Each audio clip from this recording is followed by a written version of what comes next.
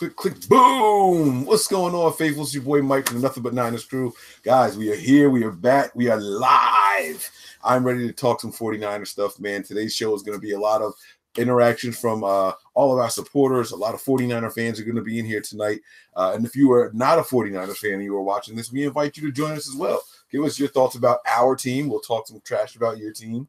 And, you know, we'll laugh at you for not being a 49ers fan. But before we get all that, I want to thank you guys for checking us out here on the YouTube channel. Make sure you hit that like and subscribe button. Turn on the little notifications there. If you're watching this on the replay, we do these kind of things all the time, guys. So make sure you have the notifications turned on so you know exactly when to join us, all right? Through the formalities now, let's hit up the website, www.nothingbutniners.com. You're going to find articles. You're going to find graphics. You're going to find apparel. You're going to find our podcast. You're going to find our social media platforms. We are everywhere. Facebook, Instagram, Nothing But Niners. Twitter, Snapchat, Nothing But 9ERS. You guys can get at everybody. We have a page there for all of the contributors to Nothing But Niners. Well, most of them. I think we got to do an update. I think we got a couple of guys we still have to add there. But we have a page about us. Go in there, read our profiles, get to know who we are, the people behind the articles, guys. Check it out. I promise you, you won't be disappointed. And we have much more coming very soon. I am 49ers Mike _NF on Twitter. You guys can call me Mike. My man Nick is here. Nick is 49er 365.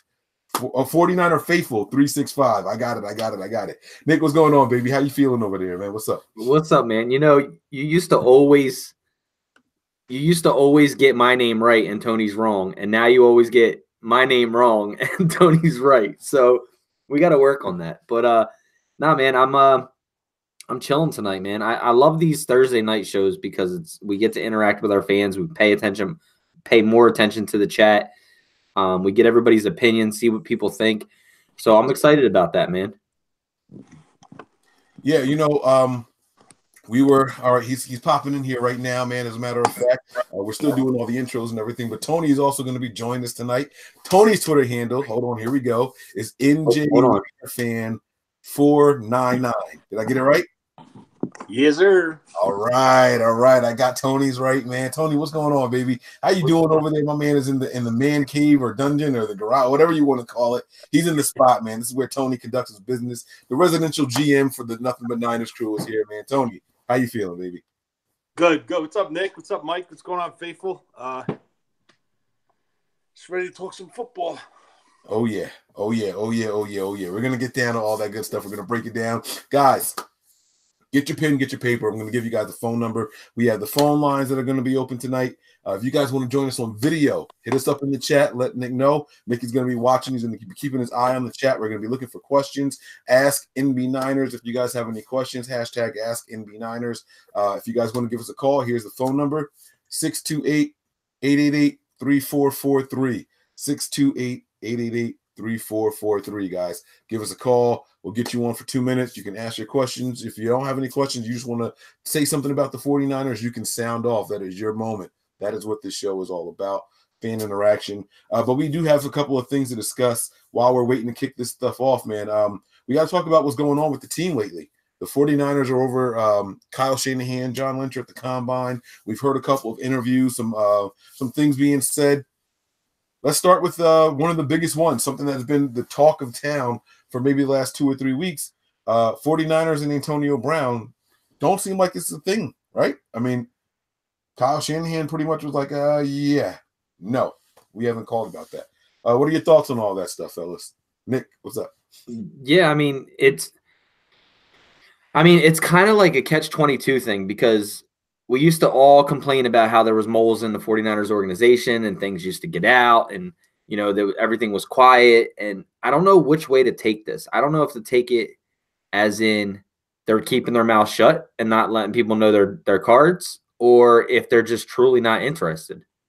So it's kind of hard to differentiate, like, what is Kyle Shanahan and John Lynch talk? Like, are they just trying to steer people away so they know that team's not interested, or are they just saying, no, we're really not interested?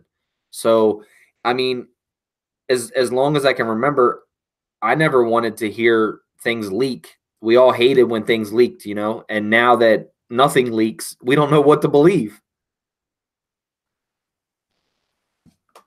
You know, they're not even leaks when they're coming from the head coach and the freaking GM. But it's interesting because we wanted so badly for to hear some news. We start hearing rumblings, and an interesting thing was pointed out about all this is that I'm not sure if the team actually ever said they were interested in Antonio Brown. Antonio Brown kind of started courting the 49ers. He was the one liking the pictures and things like that. Once it was made known that the Steelers were going to be moving on from him, 49er fans and their photoshops got to happening, and he was the one looking around and talking to 49er fans, talking to former 49er greats like Jerry Rice and things like that, Terrell Owens.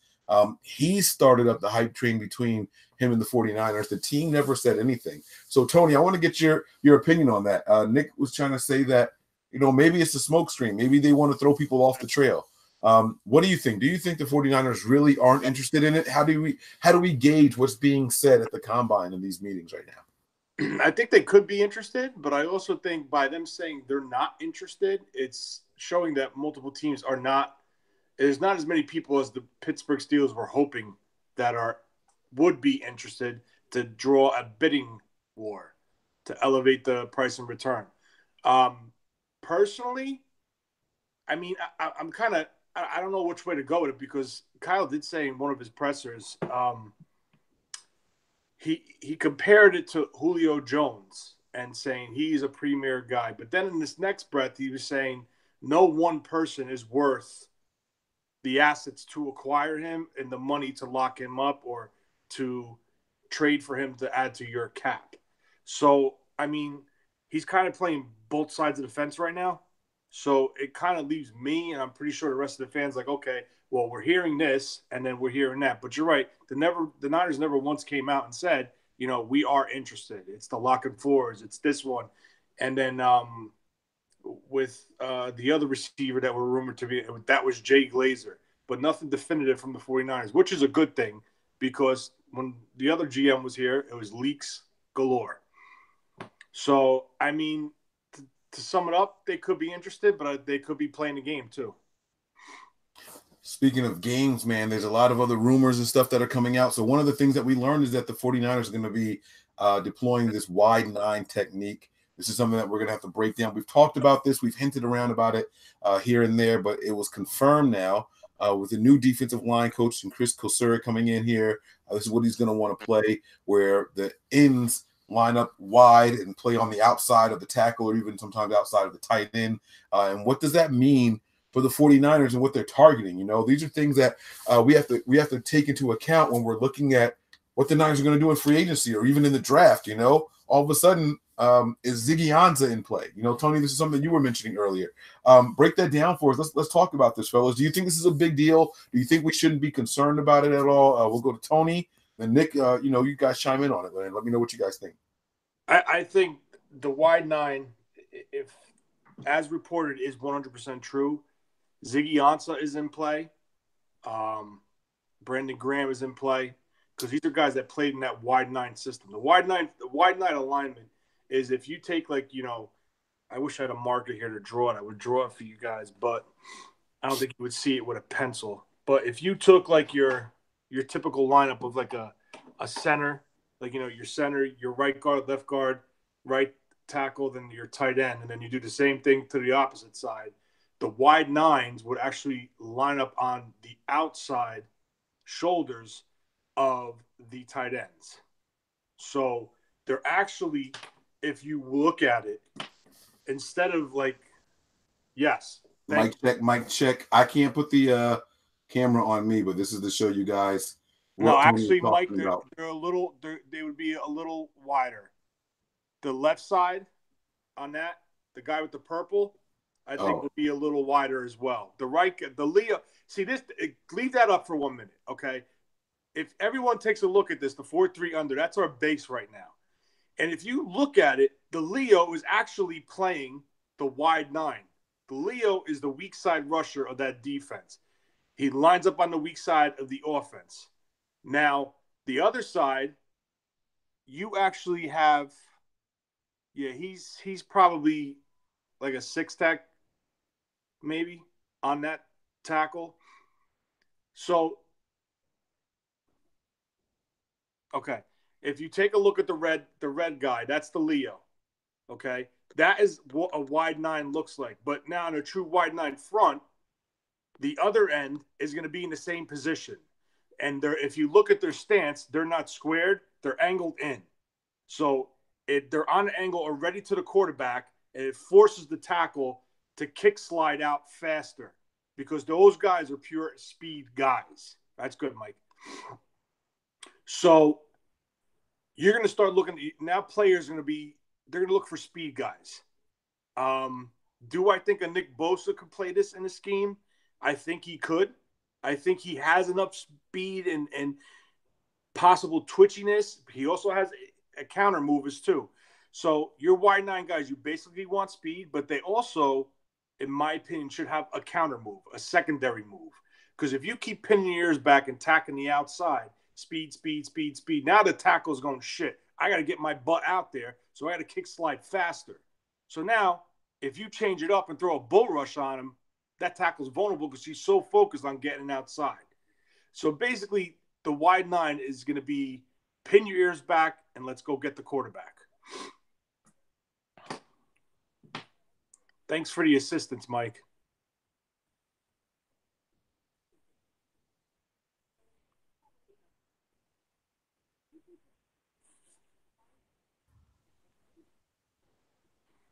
Mike's just fixing his speed. Can you hear me?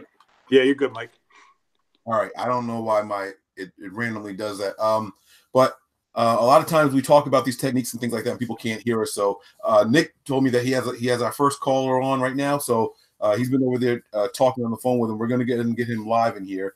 And guys, again, the number is 628-888-3443. Nick, do your thing, baby. You're on mute. All right, guys. So we got Eric Furpo on the line here. I'm going to go over and transfer him over. Eric, you're live with NB9ERS. What's going on, buddy? There's some feedback. Somebody's got to mute their. Someone's got to mute their YouTube or something. There we go. All right, go ahead. All right, guys. So we got Eric Furpo on the line. No. I'm going to go over and transfer him over. Eric. Someone's got YouTube on somewhere. All right, cool. Thanks for taking the call. Eric, you there? Yeah, I'm here. All right, so just tell us who you are, where you're from, and then we'll talk about. You want to talk about AB, so and what your opinion is on the whole AB situation. So fire away. Yep, fire away. Okay, so I mean, I have a lot of different thoughts, but generally, I would say, of course, they want to get the guy because he's one of the top receivers in the league. But I think the price the Steelers want is just too high for the Niners. They're going to want like a first-round pick this year, and if we could trade him for like a second-round pick, either preferably next year, or a second and third, second this year, or third the year after that, or something like that. They might think about doing it. But I saw a headline that said the Steelers they want high value because they know that Brown is like one of the best receivers in the league, and they're not just going to give him away, for nothing. So my guess is the price is too high. If they're saying they're not interested, that I just don't believe that. Although I will say this, that kind of the way Brown's career ended in Pittsburgh makes me wonder if they have doubts about his character. You see stuff published this year about how he quit on the team and all that. I haven't followed it that closely. I don't really know. But if that is the case, then I could see somebody like Shanahan or even Lynch too, questioning whether or not they want a guy like that on the team. So those are kind of my thoughts. Right. Yeah. I think the report you were talking about coming out was how he said, they don't really have to trade Antonio Brown. They're going to get the best value that they possibly can, the highest value they can, because he's one of the top league receivers in the league. And going from there is he's like, we don't have to trade AB. So if we don't have to trade AB for specifics, we're going to get what we want. And if we don't get what we want, then we're just going to, just leave it at the wayside. So would he just sit out if he didn't want to play next year? Is he threatening to do that, or what's I haven't even followed it that closely to know what the latest is on what he's prepared to do. I mean, obviously he wants to be traded, but if they don't trade him, then what? Right. All right. So we'll go ahead and let Mike and Tony ask about that, and then we appreciate the phone call, Eric, and thanks for the support and calling in, buddy.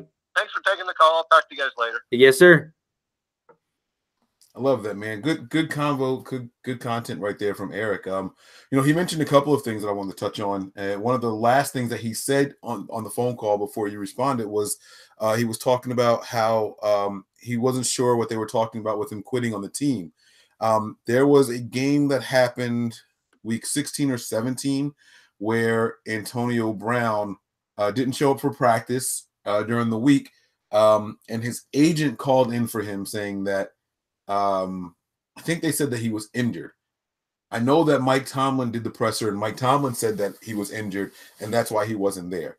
But then there were whispers and rumors saying that he was never injured. He just didn't like something that happened in the previous practice, so he decided not to show up. And then, that's been what this whole, he quit on the team thing came to be about. Tomlin said what he was told, which was that he was injured. Later on, Tomlin was pressed about it.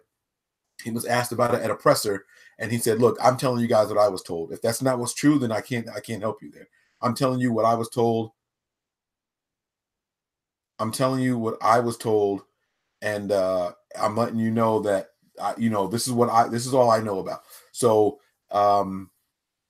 if he didn't come to the game because he didn't want to, then that's on him. We'll deal with that if that comes to light. But in the meantime, I know that he was injured, and that's why he wasn't here.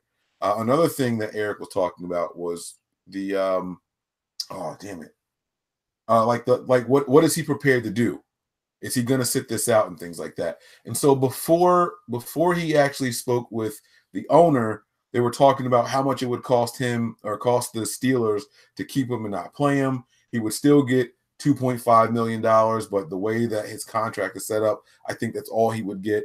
And a lot of the national pundits, guys on Sirius XM and things like that, they were saying that, let him sit out.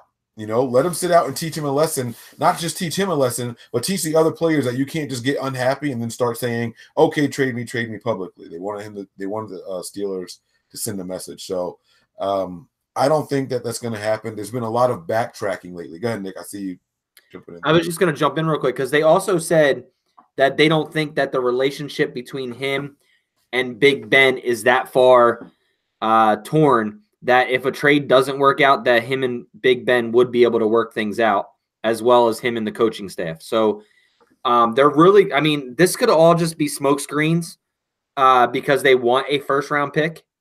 So we got to look at that too. I'm not spending a first-round pick on Antonio Brown, not at 31 years old.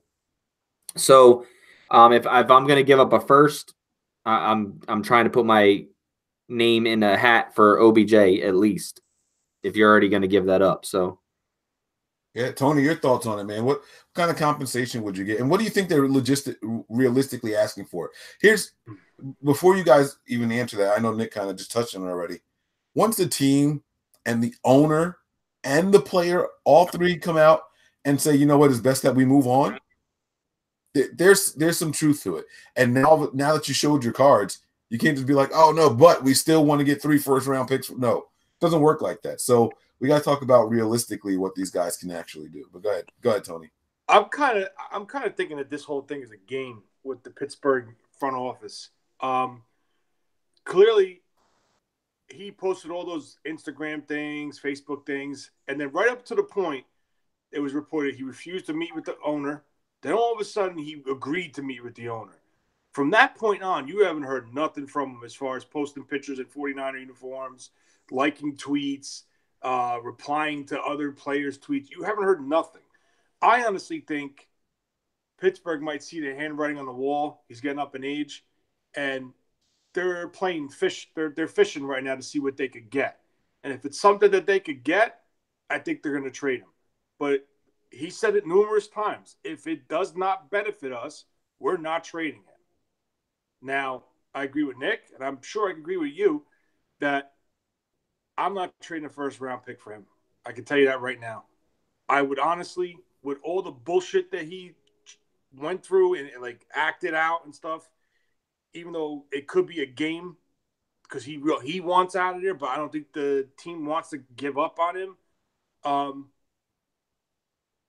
I wouldn't even give a second pick because, to be honest with you, Mike, 3 teams was reported that contacted that GM for the Pittsburgh Steelers.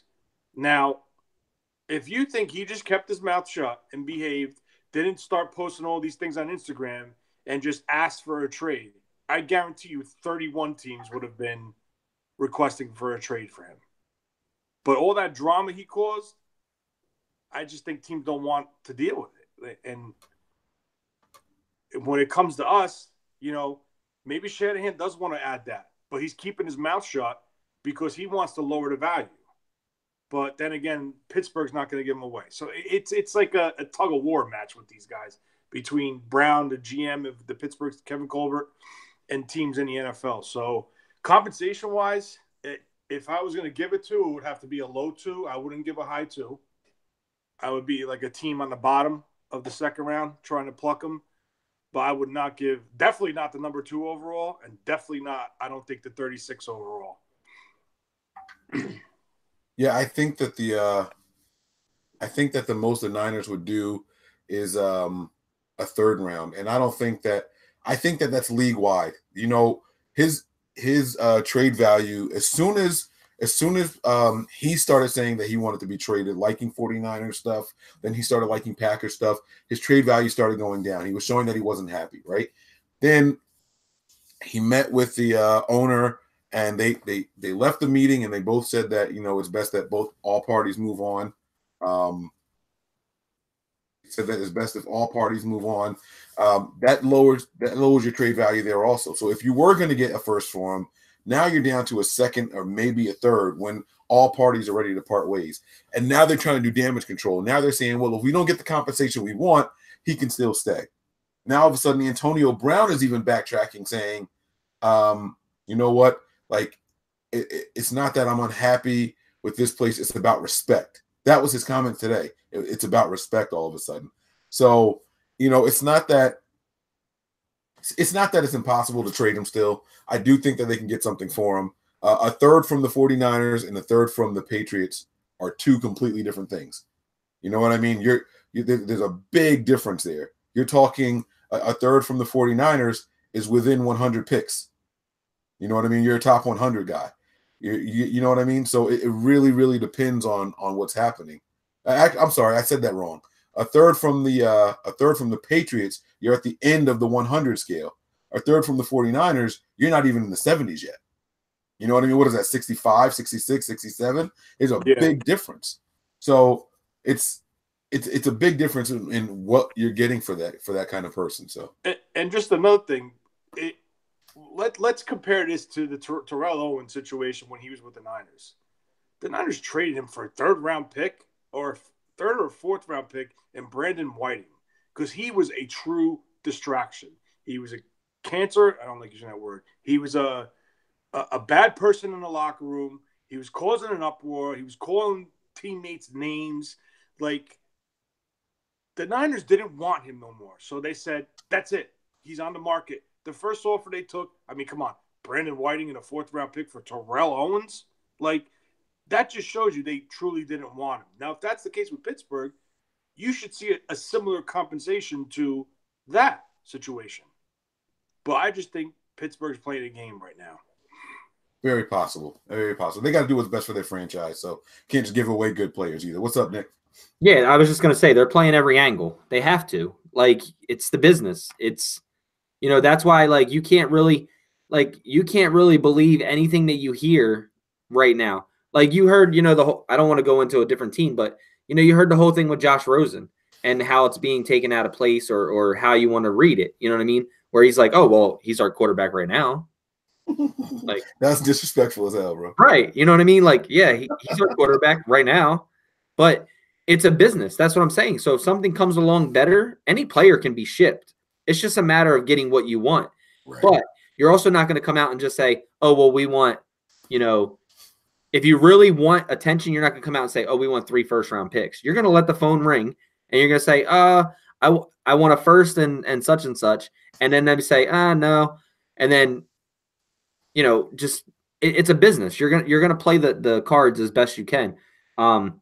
Do I think that AB could be traded for and become a Niner? I think my percentage is probably I'd say a 50% chance. I think any team in the league is a 50%. It's just a matter of what we're going to pay. I would be highly pissed off if we went out and spent a first or more on AB. I understand that he's a hell of an athlete. He'll do hell of numbers here in San Francisco or Santa Clara, but and I understand talent like that doesn't come around. But in Kyle Shanahan's offense, he can get receivers open. It's not like, yes, I understand we need a red zone threat, but I'm not spending a first round pick on AB, who is 31 years old and has issues with his last organization. So, yeah, I'd be highly ticked off about that. So let's. I want to make sure we're keeping our eye on the comments here. I've been reading them, and I didn't want to interrupt too early, but it seems like we're done with this AB thing right now. So a couple of things. One of the first comments I saw said that you guys should get in touch or work with Ronbo. I want to let you guys know. So we understand that there's our supporters, Ronbo supporters. There's a big group that supports all of us, right? But I want to let you guys know that I have personally reached out to Ronbo a couple of times to get something worked out, and I've been given the runaround and very vague responses. I've even gone on Rombo's shows and tried to write comments, and our comments are blocked from their chats. So I'm not trying to seem petty or anything like that. I don't think that they're interested in doing anything with us here at Nothing But Niners, and that's okay. That's their business if that's how they want to do it. But when I'm in the group chat over there and I'm typing up messages, and my messages aren't popping up to the public, that kind of tells me that they're not interested in working with us. That's one thing. The other thing I wanted to say was I see the compliments on the jersey. I want to say thank you guys very much. It actually used to look better. There were red stripes on the sleeves here, but then they started one started peeling, and then my ADD got the best of me and my OCD, and I peeled it all off on both of the sleeves. But I do want to thank you guys. I thank you guys for showing Joe Staley some love over here. The Super Bowl jersey didn't end the way we wanted it to, but we got that here. And now people are talking about OBJ. And then do you guys think Odell Beckham Jr. is a realistic possibility for the 49ers? I just said it. I think any player is a realistic possibility. It's just a matter of 49ers. Yeah, I mean it could be, but I was listening to the Middlecoff podcast today, and they were talking about John Middlecoff said that he would swap number 2 for 6 this year, give up our second this year and next year's first for OBJ. So basically, we still have a first-round pick this year because we have the number 6 pick overall. Then we would give up the number 36 pick this year and our first-round pick next year. So realistically, it's a swap. It's a first and a second. It's a second this year and a first next year with a swap this year, moving down spaces.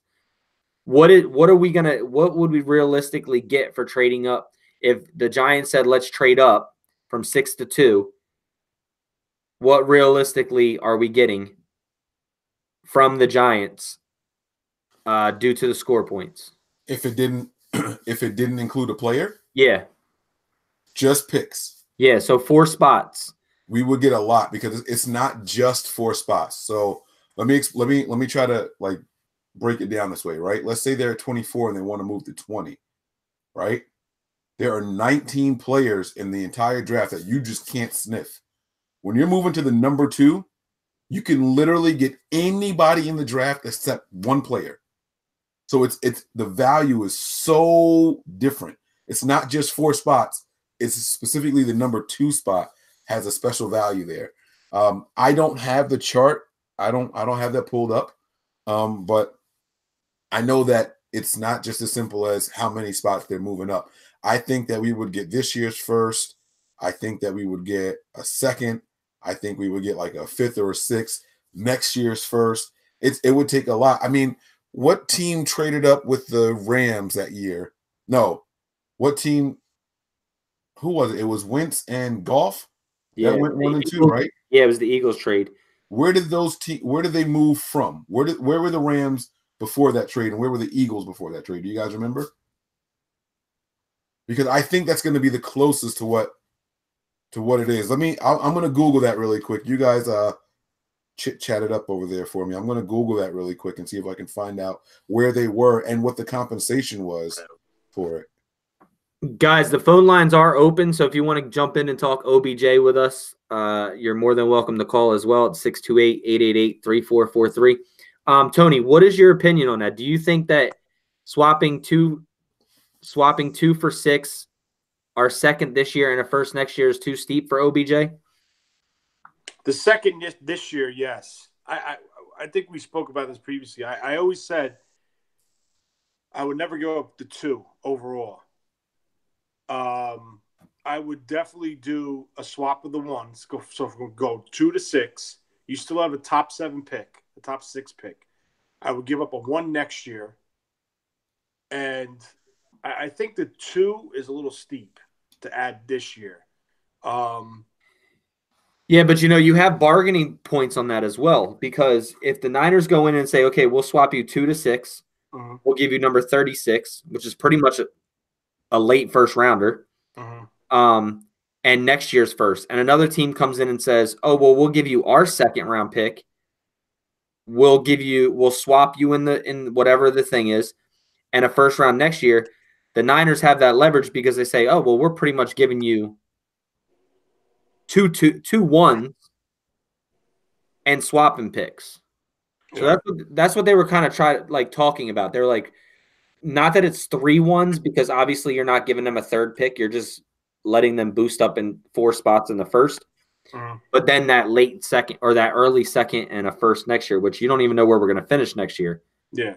So if we get first next year, I'm not worried about, because if you add a player like Odell, you add a pass rusher, we have an aggressive and successful free agency, you're picking 20 and down, at least 20 and down, preferably 25 and down. Preferably we're picking 32. But that's if all your ducks are aligned and you hit on all your free agents, your draft picks, everyone stays healthy, and you go win a Super Bowl. But I mean, listen, if they feel that this guy, they're that high on him, then they gotta pull the trigger if they're that high on him. Now, Nick was asking about the compensation here, so I have it here. I want to make it clear. So when the Rams traded up to number 1 with the Titans, they traded from number 15. So I'm not even going to read that compensation. That was crazy. So they went from 15 to 1. Right. That's but like 2 first-round picks, 2 second. That's like – yeah, that's nuts. But the Eagles trading up to number 2, they came from 8. So it's a 2-spot difference from where they are. But that's going to be probably as close as I can find. So here we go. This is what happened here. The Browns received the number 8 pick overall, a 3rd and 4th round selection in this draft, the following year's first round pick, and a 2nd round pick in 2018. This happened in 2016. But remember, that was for a quarterback. Right. Well, it doesn't matter what. Does that matter what position they're trading up for? Huh? I don't think it matters what position they're trading up for. It's about what they got for the pick, because they could have picked whoever they wanted. No, yeah, but I mean, clearly, if you're going to make that move, you're going up for a quarterback. So you're going to overpay to get that quarterback. Do you know what I'm saying? You're not moving up for a wide receiver. You're not moving up for a corner. You make that type of jump, especially from 15 to 1, you're shooting for a franchise quarterback. Right. Absolutely. But Nick was asking what would it cost the Giants to move up from 6 to 2 without players being involved. So let's just, even if we assume that they're moving up for a quarterback, I mean, I think it's safe to say that we would get obviously number 6 overall. So in 2016, that's happened. They got number 8 overall. They got 2016's 3rd and 4th rounder. Okay. They got 2017's first round pick, and they got 2018's 2nd round pick. So they got almost 3 years of return out of this deal. Yeah. Yeah, they got a huge haul out of that. So it would be, I think it would be something similar to that. I think it would be something similar for the Giants to trade up from 6 to 2. Maybe not, maybe not, maybe So not the fourth rounder. So maybe how a many first first round, a rounders? third. How many first rounders, Mike, did they actually give up? They gave up that year's first rounder and 2017, the next year's first rounder. All right, so technically they only gave up one first rounder, right? Because you're still have a first round pick in that draft. Right, you swap picks, yeah. Yeah, you're swapping. So they gave up an additional first rounder. So right off the bat, and then they gave up what, a 2? No. They gave up a future first. Mm-hmm. They gave up the current third and the current fourth and the next year's second. Oh, no, the third year's second. All right, so they swapped first in that year, added a third, a fourth. The next year they got a first, and then the year after that they got a second. Yep. All right, so right off the bat, in my opinion, this is the just by what you told me that, and that was to go from 8 to 2. Okay, so 4, 5. Now, if you throw a player in this, no player. Don't do it with a player. Don't do it with a player. No, I'm saying if you're just looking at this formula right here, and now you're talking about the Niners going from 2 to 6 and picking up OBJ. So, yeah, I mean, it could be similar. I don't think they would give up the third second round pick. I think the first definitely next year. But if they're going to give up an additional third and fourth in that draft, I think that could be like swap potential. I don't think they're going to give up that, like, and then another first and then another second after that. That's like that's a lot for it when you're throwing in OBJ in the mix. Yeah. No, you're right. It'll be interesting. I don't think that it's a realistic possibility this year. It's not that it's impossible. I don't think the Niners are giving up a lot to get Odell Beckham Jr. But at the same time, I think that the Giants got to give us a lot more than what people think. Correct. That's what I was just going to say. Right. I think the return on the Giants' end is Odell Beckham plus. Exactly. It doesn't have to be all this year. It could be like, some mid to late rounds next year. It could be a mid to late round this year, or it could be a low round plus a low round next year. Whatever order fashion is. But I'm going to tell you one thing. I told you this before. I think the Giants basically have to be blown away. And if I was the GM, I would have to be blown away. How do you give up your number one? Well, not your number one now, but your 1A offensive weapon. Yep. And you're a new quarterback. Nick has another caller on the line here. Niner by nature. Niner by nature. Not because I hate you. He's still on mute, though, so I don't think Nick is trying to talk to us right now. Here he comes. All right, guys. I got Niner by nature on the line right now. Niner, can you hear us? I'm here, baby. What's going on? What's going on, baby? So thanks for calling in. And we were just talking some shop on the line here. So go ahead and let us know what you're feeling, man. Hey, you kind of going in and out. Can you hear me? Yeah, can you hear me? Yeah. All right. I said we were just talking some shop on the phone. Just go ahead and let everybody know what we were talking about. All right. First of all, I'm going to say what's going on, Mike? What's going on, Tony? I always hear y'all talking, talking about these receivers, but what we need is defense, right? So what if we come up with a scenario of trading back from number 2 to number 7 with the Jaguars and obtaining Jalen Ramsey? And then on top of that, I also wanted to talk about I'm hearing that D Ford and Lawrence, that they don't want to get tagged. Now, what if they don't get tagged and we have the opportunity to get both of them? Now, what would that look like, and what would the draft look like? Mike? My bad, Tony. Go ahead, Tony. My opinion. What's up, Niner by Nature? By the way, thanks for calling in. I could barely hear you, Mike. Did you hear me? Tony's talking now. Give me a second.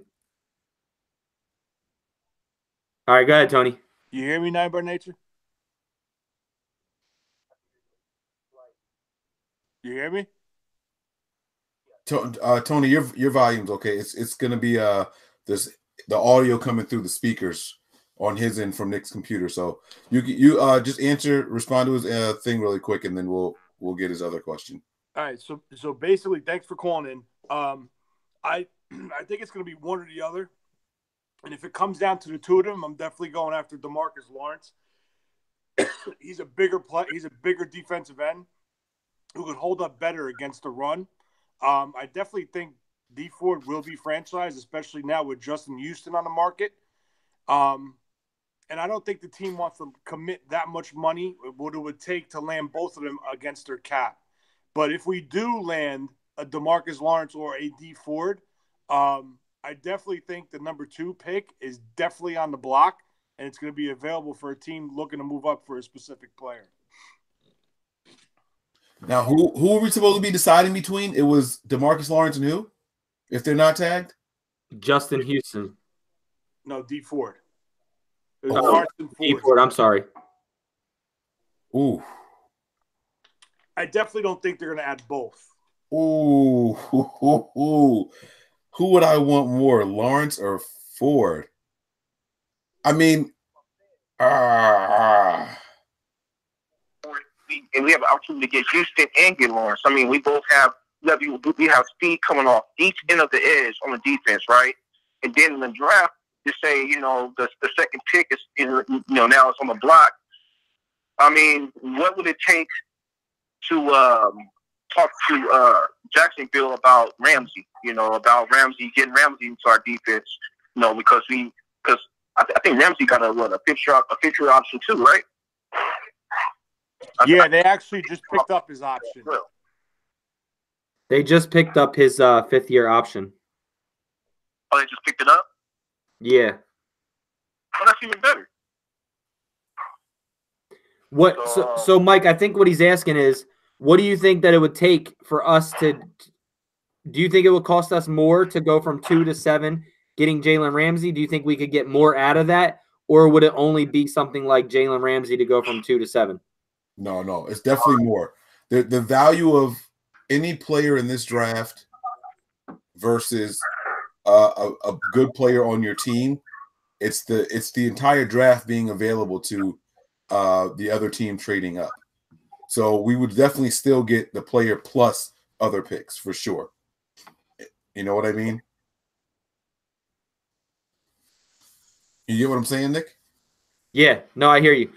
We lost that call for some reason. I don't know if he dropped out. But Niner, thanks for calling for that. JD, I saw that you called. I got him. I'm going to give him a call now. Okay, cool. So he's Mike's going to give you a call back. It'll probably be a lot easier with Mike because he probably has a Bluetooth device hooked up. And then I can pay attention to the chat. So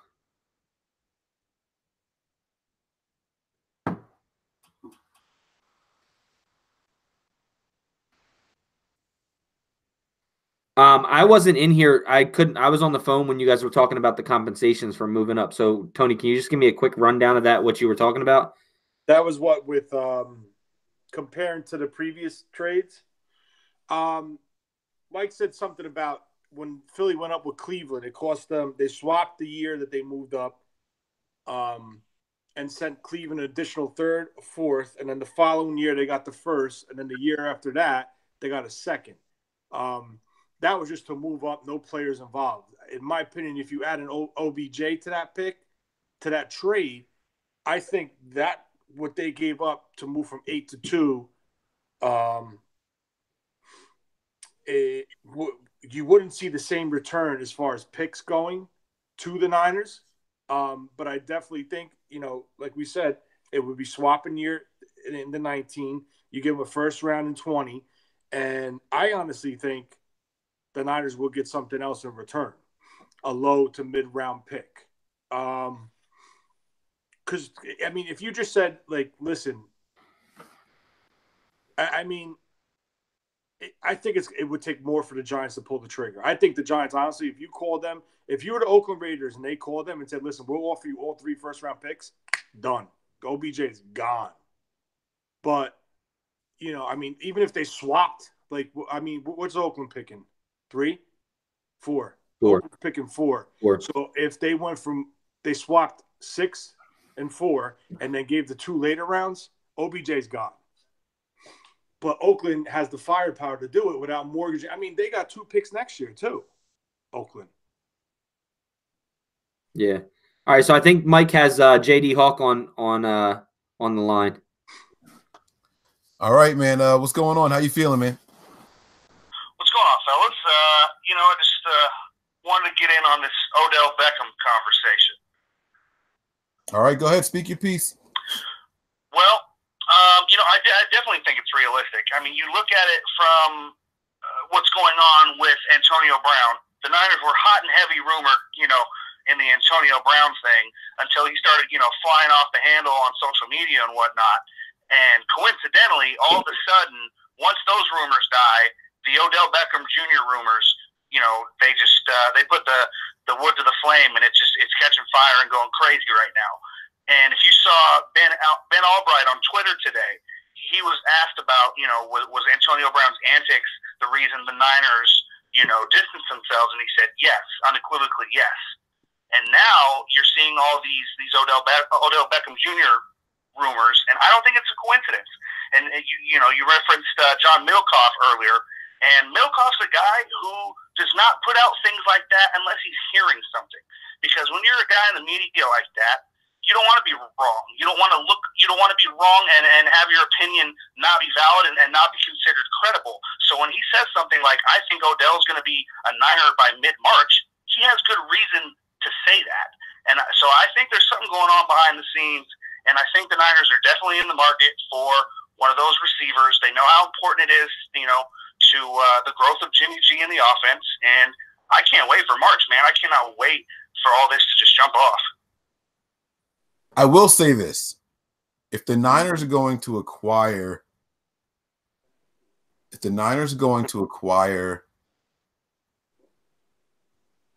Antonio Brown, we are literally giving up 1 pick. Regardless of what pick that is, that's what's going to happen. If the Niners were to go after Odell Beckham Jr., they could get him for their 2nd-round pick, but you swap the first, so we still are picking in the first. And maybe like our conditional pick. I believe conditional picks can be traded now. And then we'll get a 3rd and a 4th. The Niners would gain more from trading for Odell Beckham Jr. than they would for just getting Antonio Brown. And Odell Beckham Jr. would be on this team a lot longer and producing longer, if healthy. You know what I mean? Than what Antonio Brown would. It's really, really tricky when you stop to break down the value of the picks that would happen. You know what I mean? So I do think that Middlecoff there's been a couple of times where he said some outlandish stuff. You have to listen to how he says things, not so much what he says, is how he says it. If he says, I heard, that's one thing. But if he says, I think, or I feel, or whatever, then that's just him, giving a general opinion. And there was someone else, Benjamin Albright. He has been on a roll lately. He has been spot on with so much stuff. I'm not questioning anything he says as of late. He's been on fire since, I don't know, maybe November or December of last year. So I don't think it's impossible for the Niners to acquire him. It's just something that I don't know. Maybe it's me like putting up a guard in my heart. I'm not going to get my hopes up to get OBJ. You know what I mean? Like, what do you think, Tony? No, I agree with you saying 110%. You don't want to put all your eggs in one basket and hope for the best and shoot for the stars, and then next thing you know, it blows up in your face. But I mean, listen, they are very tight-lipped, this organization nowadays, and it's great. It leaves us in a bunch of suspense. And we have shows like this and we just talk about shit all day, all night. We tweet about it. And, it makes it interesting for us, like the what if, or are they, or, if we add this or if we do that. I mean, this is NFL. NFL's 12 months of the year. It's pure, like, just speculation in the off season. But, I mean, listen, if they do it, you clearly, and they could add a pass rusher. Look. Clearly. Watch this. I want both of you guys to do. We'll go with Nick first, and then we'll Tony, and then we'll go back to Hawk so he can, if he has any other comments, he can comment after that also. Nick, quick yes or no, right? If the Niners were to trade for Odell Beckham Jr., do we get more than Odell Beckham? Is it Odell Beckham plus picks from the Giants? No. You think it would just be the 49ers giving picks, and then we just get Odell Beckham? You don't think we get anything in return for that? No. What do you think, Tony? I think you do get in return. It's not going to be high. It's going to be mid to low, but you're going to get stuff in return. I mean, just think. We just talked about it. What Philly did with Cleveland. No players involved. Okay. Swap 2 to 8, added a 3, added a 4 the same year, a 1 the following year, a 2 the year after that. So now, okay, you throw OBJ in. Okay. OBJ replaces one of those firsts. Yes. So would the 3 and the 4 and the 2 years from now, it just disappears? No. There's equity. There's a lot of equity in that 2 pick. I don't know if Bosa goes first, Allen goes first. You said it. You have the pick of the litter minus the number 1 guy. And I'm telling you right now, I think Kyler Murray's going 1. I'm telling you right now. I think this kid is going to mess up and take Kyler Murray 1. I really do. I'm not doubting Kyler Murray, but this guy blew his mouth way too fast, and he was interviewing with Steve Mariucci, right, on the NFL Network. The first thing out of his mouth, he goes, the first thing out of your mouth was, Kyler Murray. If I ever got to the pros and I had the first pick, I'd take him. And you want to know what his reaction was? Come on, dude. You're in the NFL. This ain't Texas Tech. Yep. Now that number 2 pick has so much more value. Oh, yeah. So now if the Giants want to move up, even though if they want a quarterback and they say, you know what? We don't want Bosa. We don't want Allen. I want to take Haskins at 2. Okay? Yeah. This is what we want. Right. I want OBJ, this. Nick, did you understand? Because I know that you were on the phone when we were breaking down what the Eagles. So the Eagles were at pick number 8. They traded up to number 2 so they can get Carson Wentz that year. Did you hear all the compensation they gave up just to move from 8 to 2? No. I heard something about a 2nd and a 3rd, and that was it. Okay, so that's probably why you think that it'll be just OBJ in the pick. So they got the eighth pick. So the Eagles were at 8, the Browns were at 2. The Browns got pick number 8. They got a 3rd and a 4th rounder that same year. They got the next year's 1st rounder, and they got the year after that 2nd rounder. All of that just to go from 8 to 2. No players involved. Okay? So now keep that in mind and make Odell Beckham Jr. some of the compensation. You still should end up getting at least 1 pick somewhere to move up from 6 to 8, from 6 to 2. Do you get why Tony was saying that I think there's something else coming? It should be a swap of first and at least one, even if it's just a 5th or 6th rounder next year or this year, you should be acquiring something else. Yeah, but the Eagles gave up a swap. So they went the Eagles went up, the Browns went down 6 spots. So that's 1 pick. Then they only got 3 other picks. They got a 1st rounder. Yeah. They got the following year. They got a 3rd and a 4th rounder that same year. And they got a 2nd rounder 2 years later. With no players, though. That's not counting the swap. So you're telling me that you think Odell Beckham Jr. is worth all of that? No, I said that what I said he was worth is that I like John Middlecoff's trade. He swapped the 1st, a 2nd, and next year's 1st. That's all high value picks. Wait, I don't understand what that means. Who's getting and who's giving what? You swap first. Basically, the Giants go from 6 to 2, okay? And they get the 49ers second this year. And a first next year. And in return, the Niners get the 6 and OBJ. All those picks that we no. That's way too much. That's overpaying. I mean, that's way too much. That's what it's going to cost. No way. Well, no way. No You're telling me it's not going to cost at least two. It's not going to cost a swap. It's not going to cost a first and a second rounder. No. To get way. No, because you're not valuing the second overall pick right. But you're getting the player back for that. Okay. For the first pick. So you're giving up a second and a first. That's it. If you were to move up, OBJ is not worth a second and a first. Not by himself. Listen. If you were to move from 6 to 2, you would be giving up. You would be swapping, and now we're talking the other 4 picks, wherever they come from. The other 4 picks. Odell Beckham Jr. is not worth 4 picks by himself. But that's what I'm saying. There's more value in the first pick, in the first round and the second round pick than there is in the third and the fourth round pick.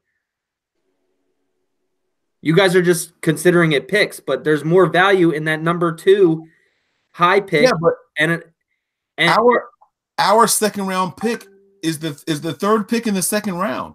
That's a really high pick. That's a late first. Right, I understand that, but that's why I'm saying that I don't think we get anything back. Because we already gave up way too much. All right. I mean, it's your opinion. I'm not gonna, I'm not arguing. I just wanted to make sure that you had an understanding of what I was talking about. Is there a way we could find a Jimmy Johnson draft chart with the points? When I end this call, I'll be able to pull it up with Hawk. Hawk, was there anything else that you wanted to say, bud, before we get you out of here? Well, just to piggyback on that part of what you guys were talking about, I believe if we swap first rounders, throw in our second rounder this year and a first next year, we'll get the 6th pick, Odell Beckham Jr., and then somewhere between a 4th and a 6th round pick next year, just to make it more palpable. I think you have to.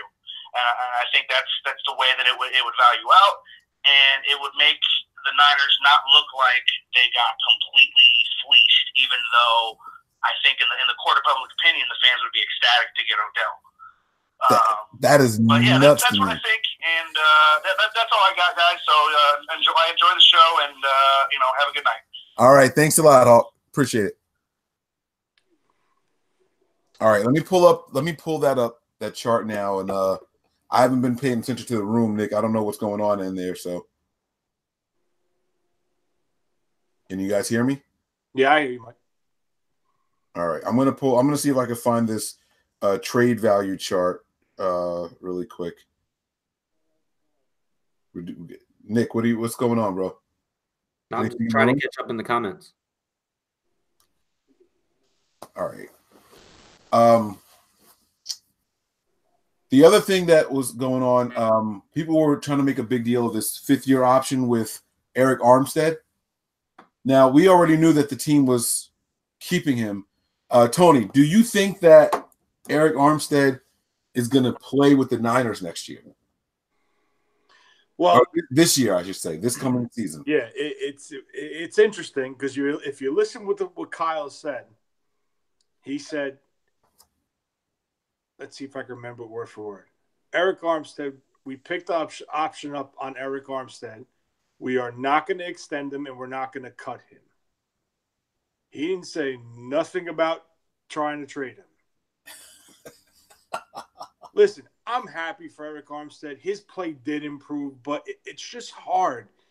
It's very hard to hold a $9 million slot for a rotational player in this on this team,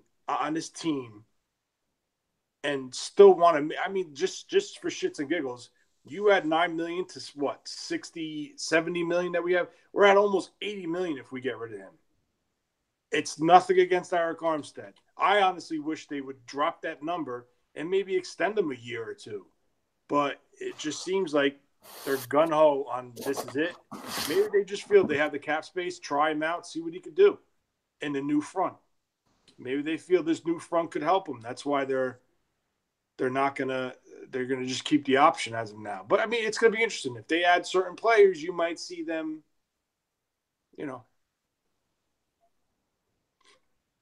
Yeah. So Luke Walsh said the second number pick is 2,600 points. 6 is 1,600 points. So 1,000-point difference. And what's the 36 overall pick? 36 overall is 540. I got the chart pulled up right here. All right. So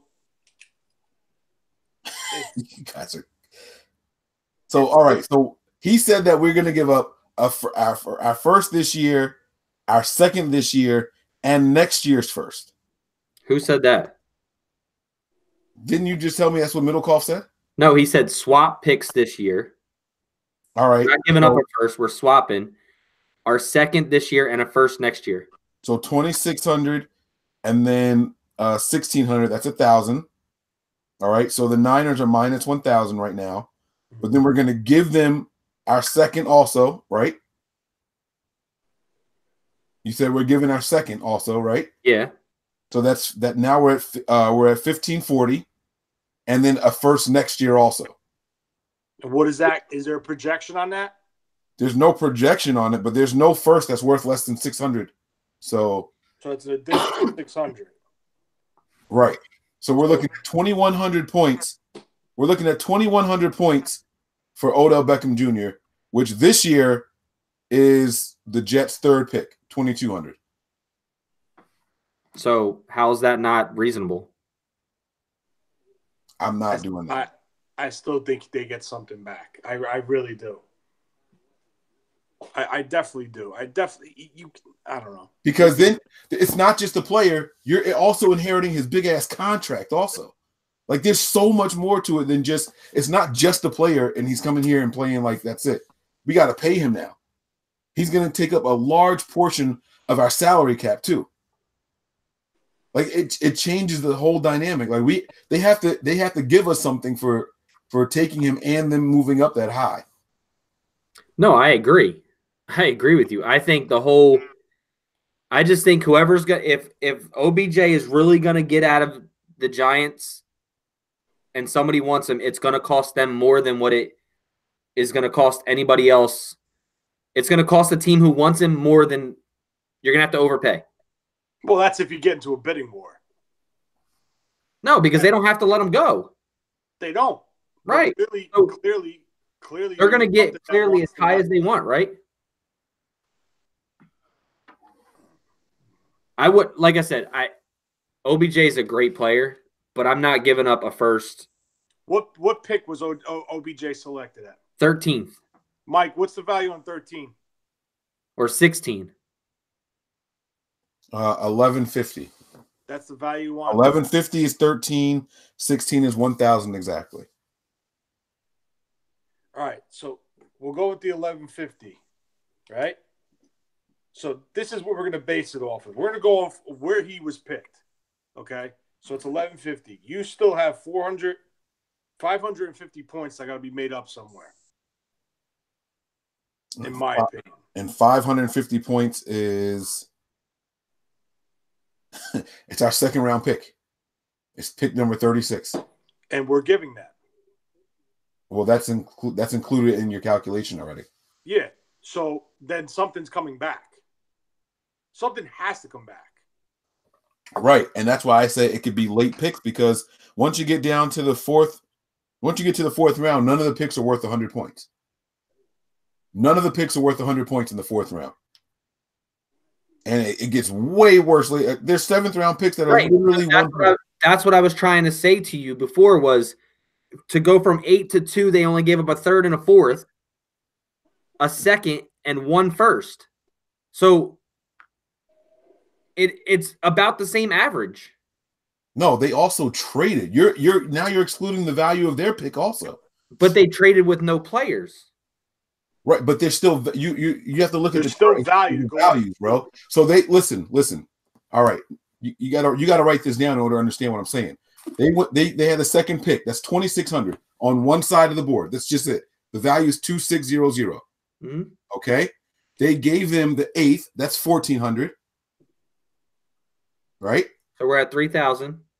total right there. No. I'm saying 8 was the Eagles. They moved to 2. Right. The Eagles moved to 2. All they got was the 2,600 total. That's what the Eagles got right there, 2,600. That's it. That's on one side. On the other side, I want you to add up this other stuff, okay? Yeah. The 8th pick was 1,400. Okay. Then they gave up the so that was a swap.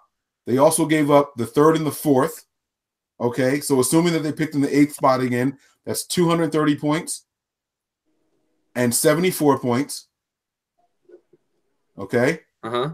They gave up the following year's 2nd round pick, which is going to be, let's just do an average between there. Let's do something in the middle. Let's just say that was 440 points. All right. And then they gave up a 1st round pick the following year. And let's put this in the middle at 1,500. Let's put that in the middle at 1,500. That's 3,640. To move up to 2,600. So you got to get stuff in return. That's my point. If you want to move up that high, you have to incentivize them. Now, with that being said, it's not from 8, it's only from 6, which is only a 200-point difference, though. But it's only a 200-point difference. And you're getting an all-pro wide receiver. I don't understand, like. I get you. You're asking what's the value of the all-pro wide receiver. Right. Like, what's the value of him? And that I can't do. That ain't on this chart right here. Buddy. Right. So that's what I'm saying. If you take the third and the 2nd, you're talking about 800 points. So those 3 picks are well less than what OBJ's value is. 800 points is the 1st round value by itself. Where at, though? He was drafted 12th. So what is 12? No, but I'm saying that you said 800 points, right? 800 points is the 21st pick in the 1st round. Okay. So that's 3 picks that they got back. So they got the swap for 1,400 and then next year's 1,500.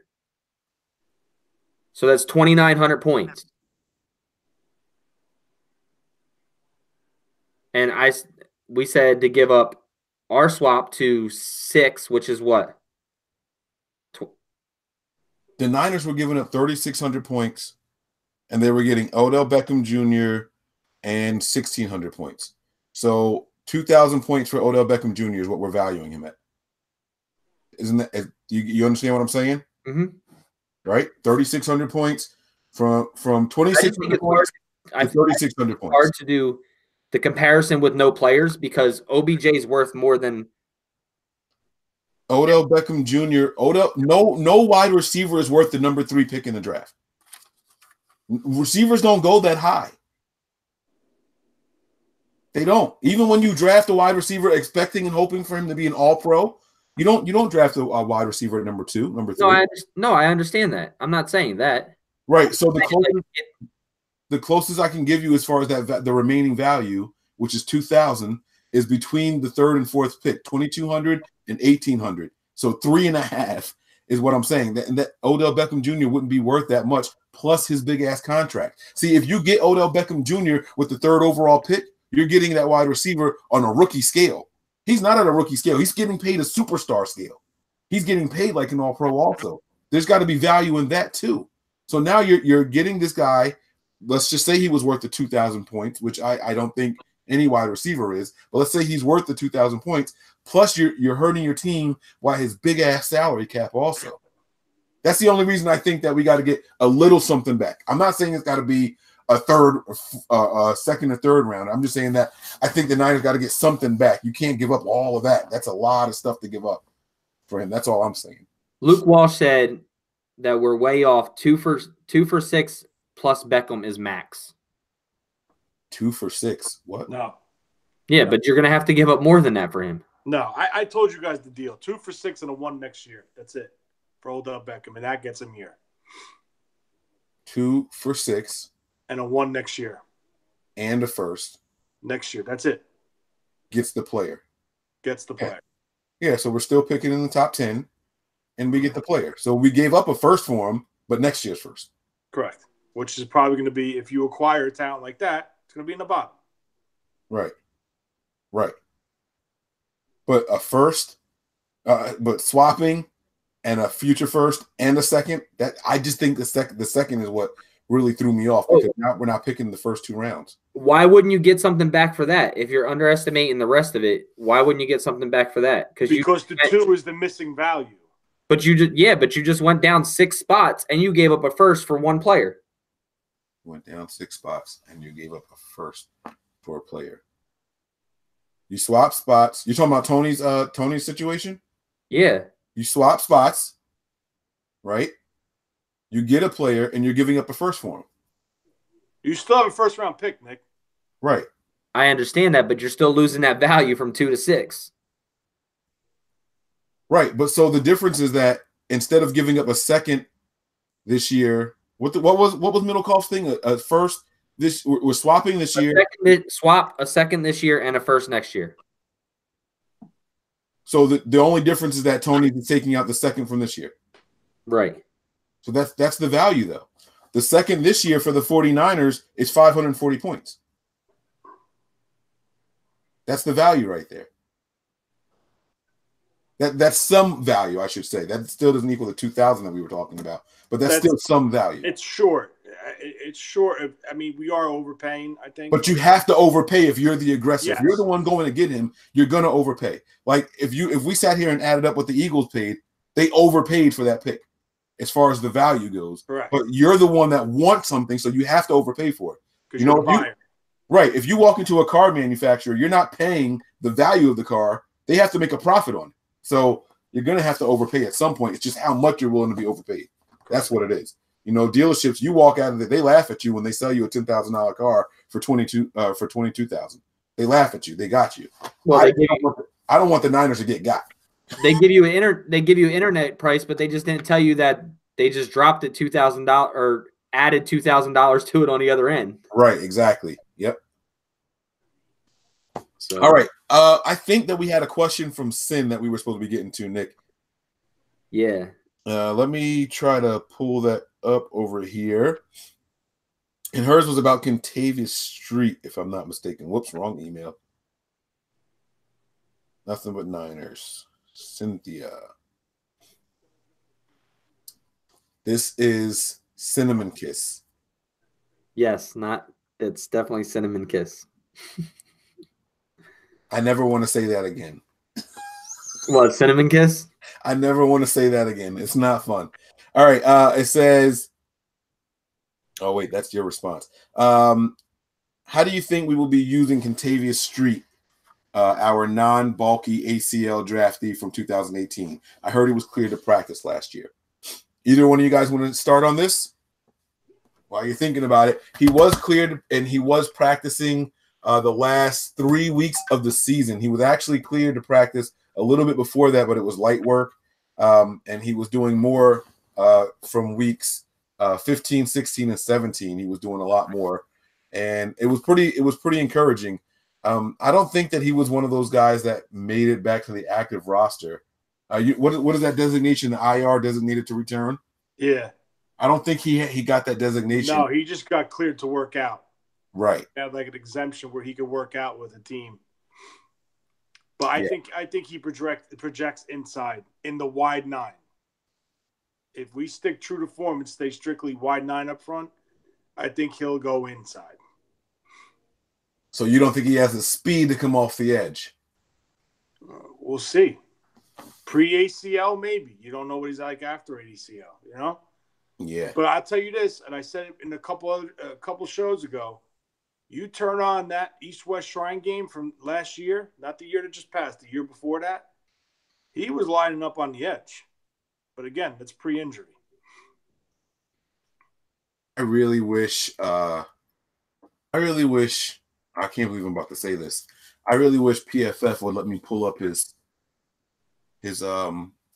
college information. Come on. I know, bro. I know. I'm just saying that I wish they would let me see his college information. I'm trying to pull it up here but they don't give it to you, and I don't understand it because I know that they cover NCAA. All right, let me Google him really quick.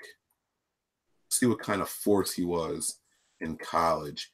Nick, do you have any expectations for the young man, Contavious Street? No. He's got a tough ass name. What's a Contavious? That is such a badass name, man. I am Contavious. Like that's like he should. Never mind.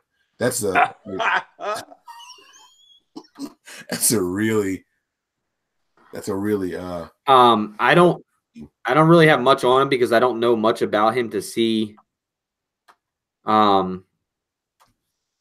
To see what he's going to be, because you don't know. I mean, he was pretty decent in college, but then with the injury, you never know. He's got to do a lot of bending, a lot of, you know what I mean. Like it's different. You know, it's different from a quarterback ACL to a defensive guy or even a running back. And he played end and tackle defensive end and defensive tackle in college. He was never like this big sack artist.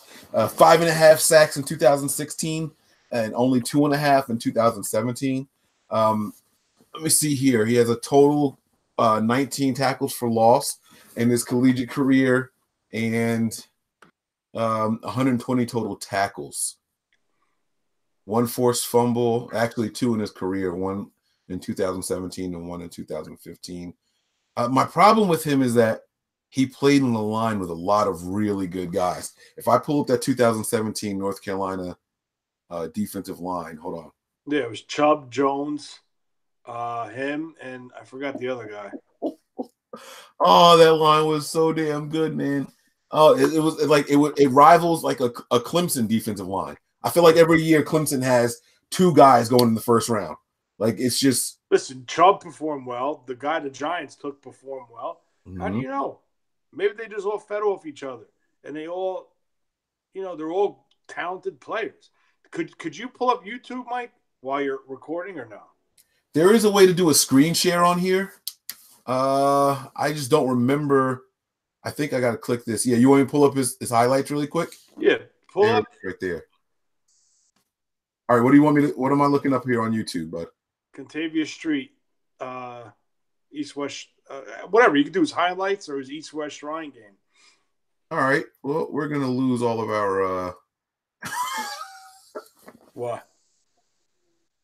Oh, we don't own this image here. Yeah. All right.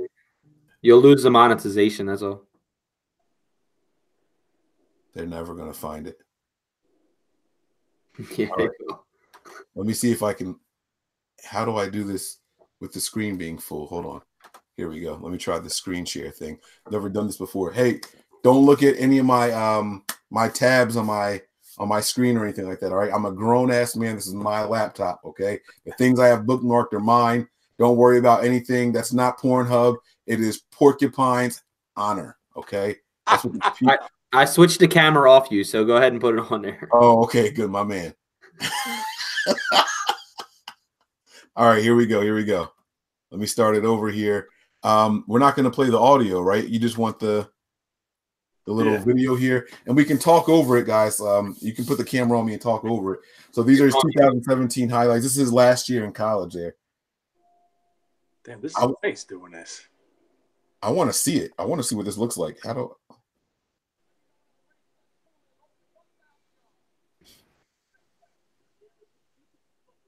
Big boy moving. That's him, 35.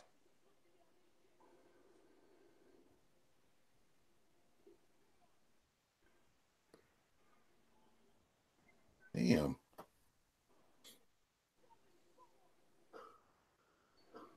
Oh, shit. You guys are still down in the corner. This looks pretty cool. Yeah, why wouldn't we still be down in the corner? Well, I don't know. I've never seen a screen share before. I'm watching it on my phone. I can't wait to see how Kocurek decides to use these guys, man. Was that versus McGlinchey? No, it wasn't McGlinchey. You want me to rewind it? No, it's all right. I saw it. It was 70-something. McGlinchey was on the left side anyway. Yeah. Speaking of McGlinchey, do you think we move him back to the left side when Joe Staley leaves, or we keep him on the right side? It depends on who they could grab to if there's someone available to play. Look at this guy. Look at you with the safe answer. That's right. It depends if they make a move, like next year. No, that's the same. That's the same exact thing that Nick said too. Nick was saying that why move him if he's playing well and we draft the left tackle, then put the left tackle at the left tackle. Why move him back over? Guys, right, so, I know they're highlights, but take this off of me, Nick. We off? Oh, never mind. Yeah, you're good. All right. Okay. I know they're highlights, but they're made to make him look good. But there's a lot of plays he's always around the ball. So yeah, I would do more of a game watch and watch his footwork, his hand placements, and things like that. And that's harder to see from a highlight, especially if you're not looking for him. You don't know what angle you're going to get as soon as the screen jumps and things like that. It's harder to see what he does at the beginning of the play to tell. But let me tell somebody in this organization, and here's what worries me. Somebody in this organization really liked him to draft him at 4, knowing you're not getting a single snap out of him this season. My worry is, what if that was Skanina? Yeah. That's my worry right there. What if he was a guy that says, give me him? You're damn right. Oh, my God. That's dangerous, man. That's so dangerous. But he shows on his highlights that he's an explosive player. You know what I'm saying? So it could translate to this guy's new scheme with the wide 9. Did you have any questions from Tim, Mike? Because he was on Twitter today. I was talking to him a little bit. He said he sent some questions in. He did? Hold on. Let me see. Oh, you got him, Nick? No, I didn't pull him up yet. Let's pull up the let's pull up the Ask NB9ERS stuff really quick. Let me search the hashtag. He didn't send us a hashtag. I have I have a question right here. So what do you guys think the new philosophy on the D-line that Shanahan talked about in his press conference means? Break it down for us. How is it different from last year's scheme? So to the wide 9. Yeah, we discussed at the beginning. So already. He should be happy with that.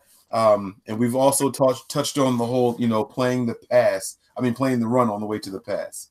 It's a more aggressive scheme at going after quarterbacks. Your run game might suffer a little bit. If the linebackers behind the defensive line are playing well, we should still be pretty successful. So we'll have to see. Is this a full-time thing or is it a package? That's a really good question. I can't see it being you think it'll be a full-time thing? Obviously first down, no. Second and long, third and long, I could see it. Because, they said it numerous times. You play the run on the way to the quarterback. So I'm just wondering if they're going to use this as their base front. But I can tell you this right now, there's going to be no tackle end stunts with that front. I can tell you that right now. So here's the other question. This question is from TJ. It's at TDOTJAYY. He says, with the 49ers adopting to the 9 wide front and the extension of Eric Armstead, do you think it will be successful, and will Solomon Thomas get lost in the shuffle and led to him being traded post June 1st, where they will only have a $4 million cap hit and bets prospects for it? Great question. And I think this system will benefit Solomon Thomas, this front. This is what he did at Stanford. He was a penetrating 3-technique tackle, and he just pinned his ears and got upfield. I think it's going to benefit him. I don't think they're going to move on for him. I think it could benefit Armstead. But the thing is, those guys are restricted to the interior of that defense. I don't think either one are fast enough to play the 9 techniques on the outside. Your 9 techniques, and I know Mike brought this up, a Cliff Averill, a Chris Clemens, a Brandon Graham, Ezekiel Ansel played the wide 9 in Detroit. They're quick twitch speed rushers that they just attack upfield. They pin their ears back and go. You have to have really good hands also, though. Correct. You have to have good hands because your hand play has to be on. You got to get the tackle off your body. You can't let the guy get his hands on you. Right. As these tackles are sliding out, they also have more time to get ready for you. It's not like a snap and then boom, we're here almost chest to chest. Correct. They're looking and they're preparing for you. So you have to have the hand-eye coordination to get their hands off of you really quick when you're pursuing, because you're going to be pursuing the quarterback as opposed to trying to run around somebody and come back in. You're coming in like this on the quarterback. You're already lining up on an angle. Right. So it's more of a straight line pursuit. And if these guys can get their hand on you, you're never going to get there. And that's why, like I said earlier in the show, a secondary move is very important. Right. As a rusher. I think less about the 9 technique, the 9 wide and all, the wide technique and the 9 wide and all that stuff. Less than that, I think what's really going to help Solomon Thomas, Tony, you touched on it for a second and you walked away from it, is pinning their ears back, playing the run on the way to the quarterback. Give Solomon Thomas one direction to go. Yeah, there's no thinking. There's no thought process. Yes, so much less thinking. So many times you could see Solomon Thomas doing something, and it pissed me off every single time I saw him do it. And I felt like it was every snap where he runs into somebody, both hands right there, and it's like he was running to make that contact. Not trying to get away. He wasn't doing a move. It was just, okay, I'm touching you, and this is, and I can't do anything. Especially on the edge, you saw it a lot. Because he doesn't have a secondary move to play the edge. Exactly. And I'm sitting here like this guy is regressing. This is where my disdain for Solomon Thomas came from. Like, you don't just run into somebody with both hands and just stand there. You have to do something else. And it just didn't seem like he was doing it. And I think that he was overthinking. He would run, he would get his hands on somebody, and he didn't know if he should be trying to shed and move to the side, or if he should be backing up because it's a run and it might be getting behind him. It was just over processing of everything with Solomon Thomas. So I think that's coaching, and that's the one flaw. I know Shanahan wants to be young, but when you're dealing with not a well-rounded prospect coming into the pros, you need good coaching. And this is going to be the year. Either he sinks or swims, because Kocurek is a veteran coach that has gotten a lot out of his players wherever he was. So this is Solomon Thomas's pretty much last shot. Nick, I got a question for you. This one's from the hashtag Ask NB9ERS, Nick. All right, this is from Malfair Tony. All right.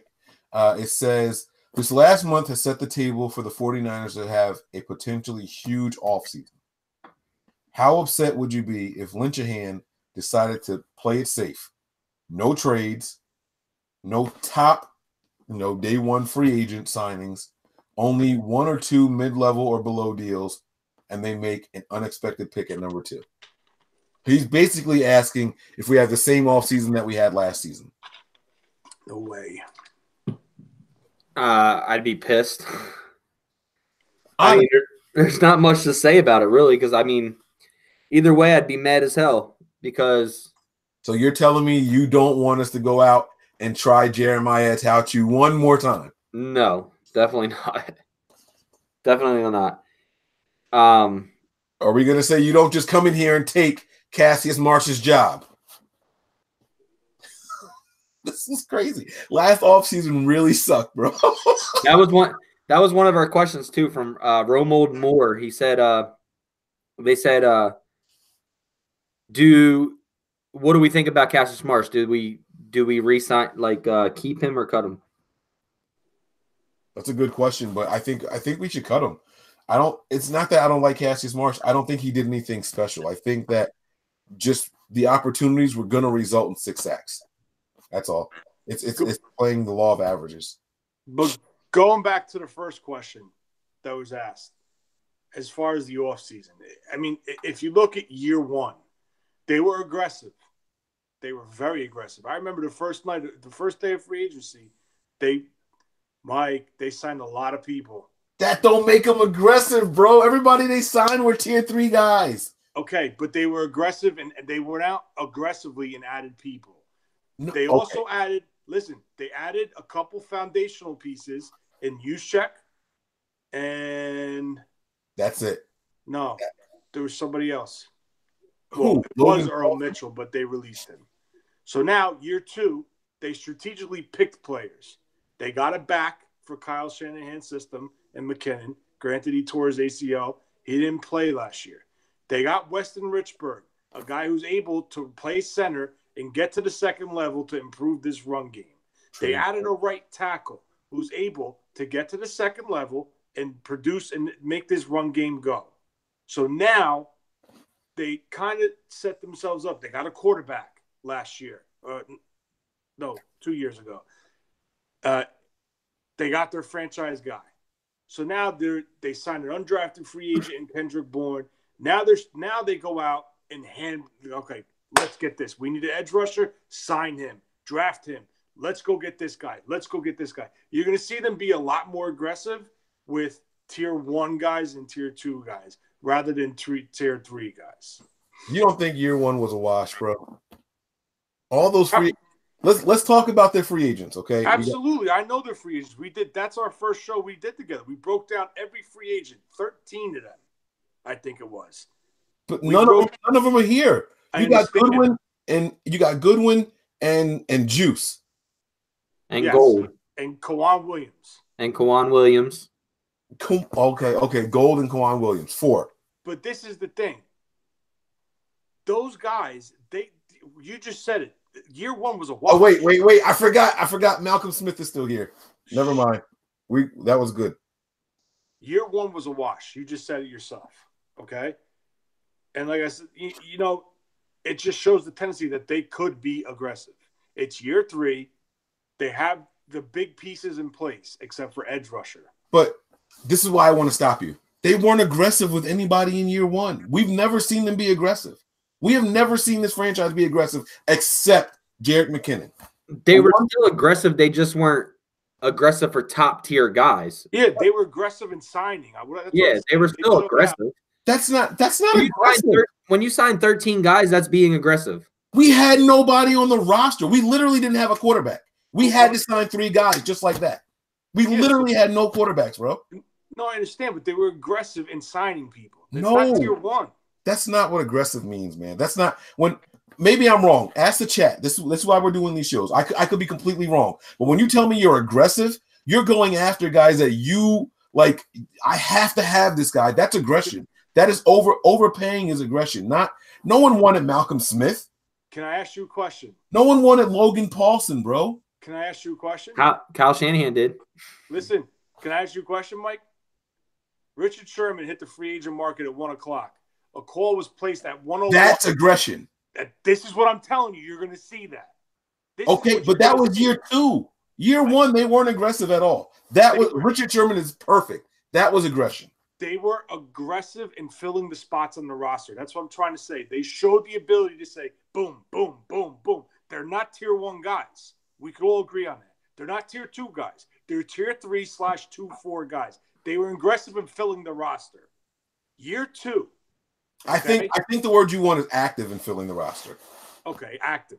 Because I'm just saying aggression. Richard Sherman said 3 times that he wanted to leave and think on it. And John Lynch would not take no for an answer. That's what I'm saying. And that's aggression. They overpaid for Jerick McKinnon because the Jets were the favorite to get it. Right. That's aggression. They paid Weston Richburg a shit ton of money. That's aggression. Or stupidity. Now you're going to see they're going to be aggressive with tier 1 guys to help this defense. They overpaid for Garcon, Juszczyk, Smith, all in year 1. Yeah, because they had like 4 people going after them. That's still aggressive. Overpaying does not mean aggressive, bro. Getting the guy that you want is being aggressive. Not when no one else wants them. Not when no one else wants them, bro. That's not aggression. That is not aggression when no one else wants them. On Matt Mioko's podcast, I think it was about maybe 4 or 5 shows ago, he said that when Pierre Garçon signed with the 49ers, free agency started at 4 o'clock East Coast time. His phone rang 5 minutes after 4.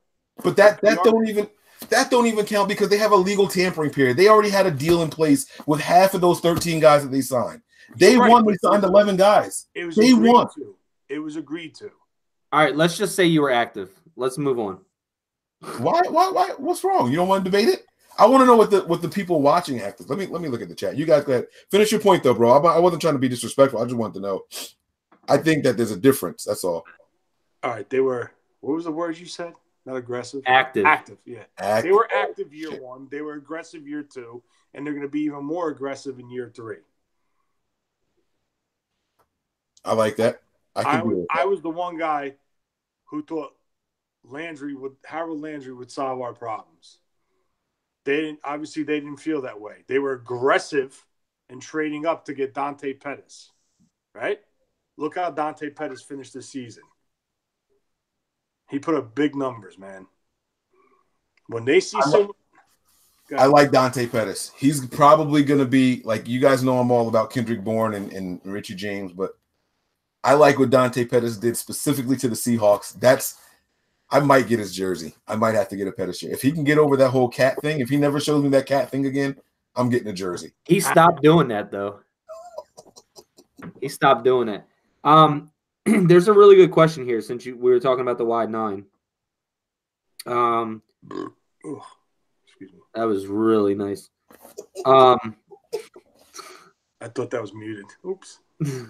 Where did it go? Oh, so Luke Wall said Matt Barrows reported today Allen would have less value in a wide 9 than Bosa. That's not true at all. Not true. It's the exact opposite. I think maybe he interpreted that wrong, but your guys are pure speed guys off the edge. That strength that favors Allen, if anything. Right. The reason I think Bosa can be successful in the wide 9 is because he has really good hand-eye coordination and he's good with his hands.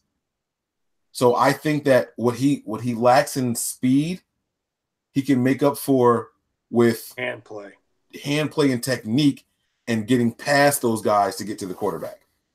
That's why. But there's people who will tell you that they flat out don't think that Bosa is going to be a fit playing from the wide 9, playing that far out because they're not sure if he has that speed. I'm saying that I still think Bosa can do it, though.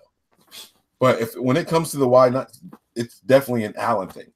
Being that the person asked about Allen, I was reading something on Twitter today that what the hell is that tackle's name from Florida? Mike. Florida State?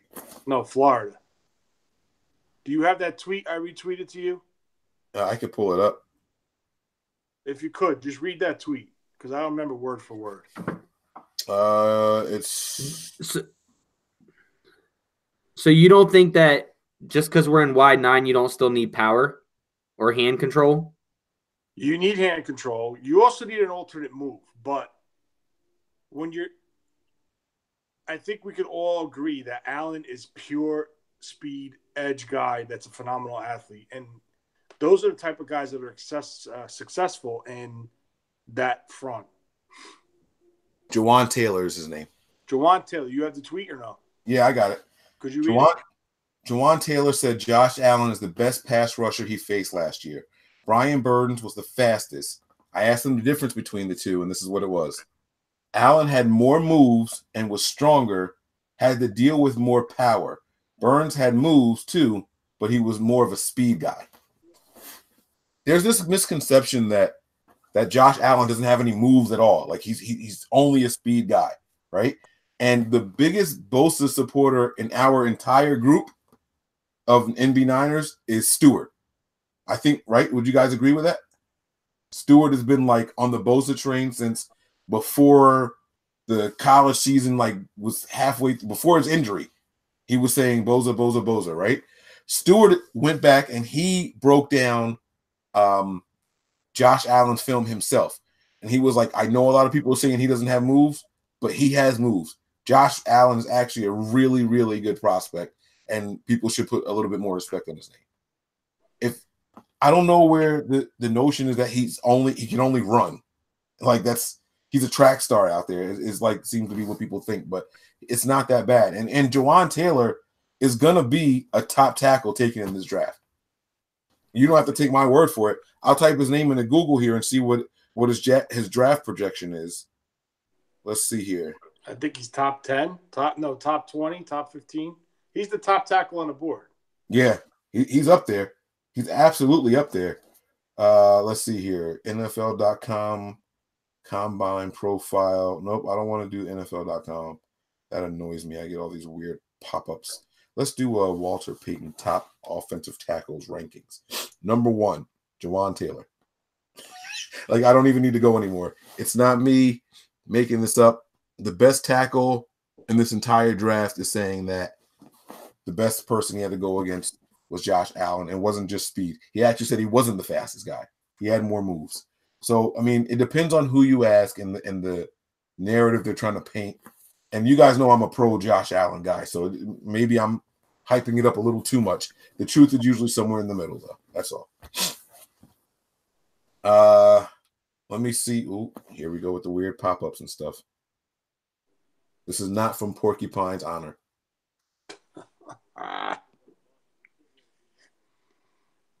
Is there any other questions? Yeah, that's what I was trying to go back to really quick. Our long-lost NB9ERS member Ali says, here's a question for you. What grade would you give the 49ers front office for each of the first 2 off seasons? Ali, hashtag Return of the King, hashtag AB84, hashtag #1 fan. AB84. Return of the King. Wait, did he talk about me? No, he said Return of the King for him returning. Oh, damn. All right. So what grade would you give the 49ers front office for each of the first 2 off seasons?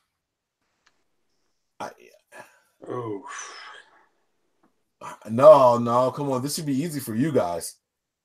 Y'all both thought they were aggressive in that first offseason. You should give them A's. Active. Active is a really good word. They were super active, yes. Considering that they didn't have a quarterback for the majority of it, I'm not mad at it. I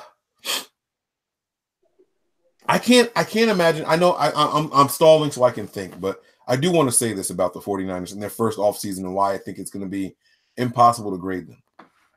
They took this job knowing that there wasn't a single quarterback, and I say they, I'm talking about John Lynch, I'm talking about Kyle Shanahan and everyone else that had to do with that.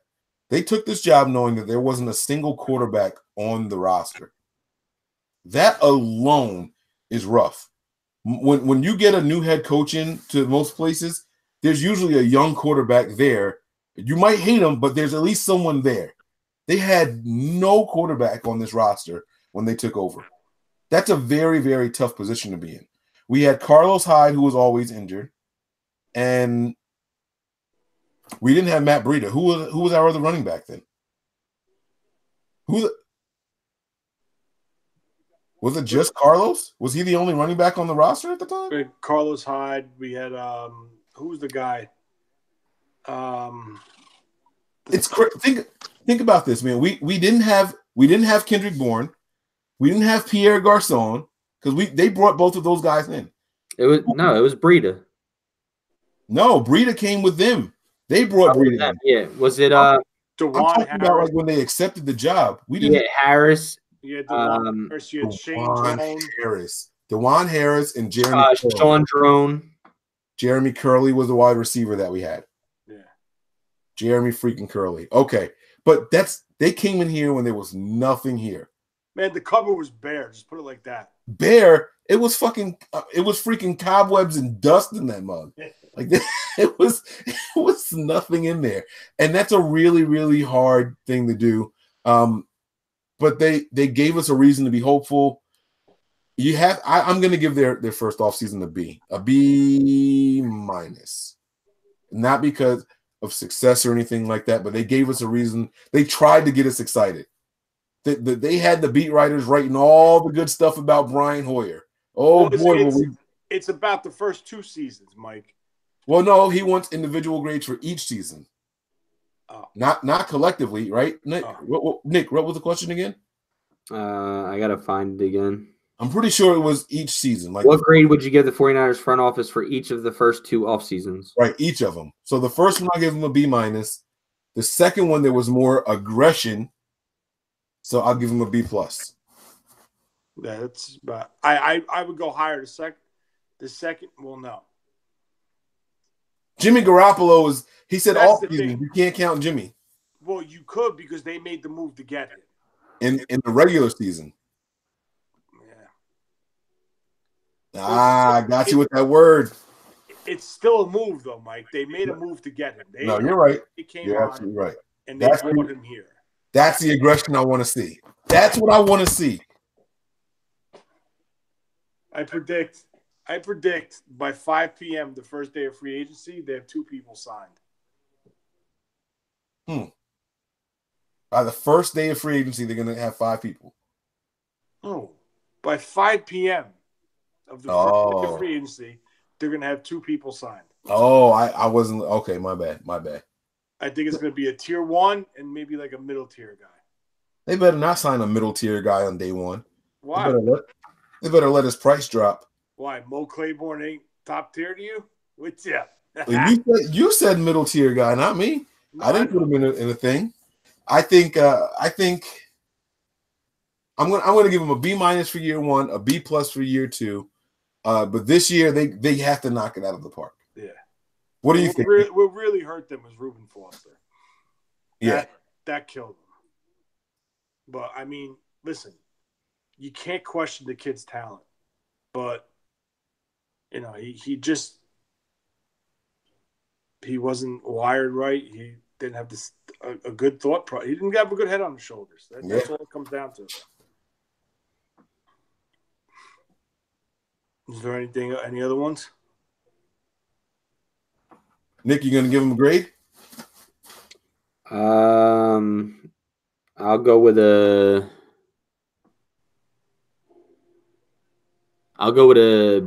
B for first season, and I'll go with second season. I'll go with I'll probably go a B there too. 2 B's ain't bad. That's not bad at all. I don't see any other ones. Let's see here. Oh, wait. Let me read these. I still have a question about Cassius Marsh sign. Yeah, that's what I asked you. Okay.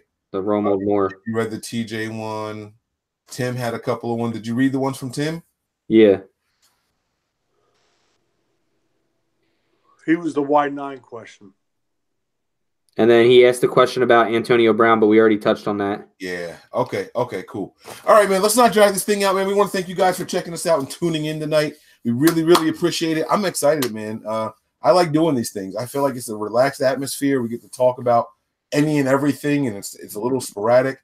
I'm still waiting for our first person to come on video with us, man. Hopefully that happens next week. I'm looking forward to it. You guys know how to hit us, man. On Twitter, it's nothing but 9ERS. The email is NB9ERS at nothingbutniners. It's also Gmail, nothingbutniners, spelled all the way out. I am 49ers Mike _NF on Twitter. Nick is 49er Faithful 365, no S. And Tony is NJ Niner Fan 499. I got that mug right there, baby. That's how you do it. You guys can get at us. Let us know what you're feeling. Let us know what you're thinking. We are here to discuss it all the time. Our phone number, guys, listen, just because we're not doing a show, let's say you guys are driving down the street, you're listening to the radio, you hear something, you're like, man, I want NB9ers to discuss that. Hashtag Ask NB9ers, or pick up the phone and call and leave us a voicemail. We're not going to answer this thing during the day. Nick has it. I have it. We're not answering the phone during the day, guys. 1-628-888-3443. Hit us on the hip. Call us. Text us. It receives text also. You don't even have to call in, guys. Send a text message. Call us. Leave a voicemail. If you leave a voicemail, we'll play it on the air and we'll answer your questions, man. There's never a moment where you say, I want the Nothing But Niners guys to discuss this, and you can't let us know it. Let us know immediately. All right. Now I'm gonna turn this app on silent because you West Coast people, y'all be bugging. All right. Y'all be, oh, it's only 10 o'clock. No, it's 1 o'clock where I live. Stop calling me. My wife is mad at me. She's put me in the living room and stuff. You're causing all kinds of anarchy in my house. I don't appreciate it, but I love you guys. So I'm gonna let it keep going. All right. But guys, that's really it. Tony, you got anything else you want to touch on before we get out of here, man? No, I mean, that's pretty much it. We covered a lot tonight. If you guys got questions, our next show is next Thursday. Start thinking of them, write them down, send them in.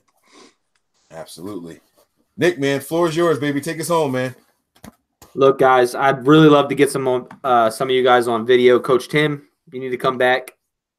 Come jump on. I'd really like to get Chris Schultz on. And thanks to Niner by Nature tonight, Eric Furpo, JD Hawk for calling in.